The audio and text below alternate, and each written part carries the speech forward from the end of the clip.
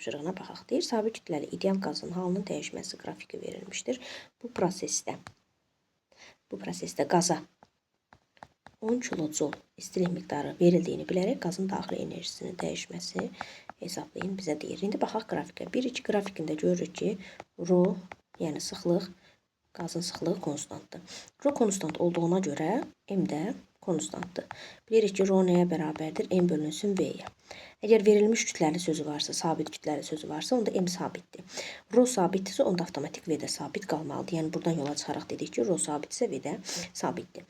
Əgər V sabitdirsə, bu zaman qazın gördüyü iş nəyə bərabərdir? Sıfıra bərabərdir. Termodinamikanın birinci qanunu yazsaq, Q nəyə bərabərdir? Delta U üstə gələ A aşdırıq.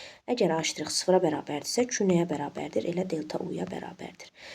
Yəni, sistemə verilən bütün istilik miqdarı hamısı onun daxili enerjisinin dəyişməsinə sərf olacaq. Onda daxili enerjinin dəyişməsi də olacaq 10 kilojoule.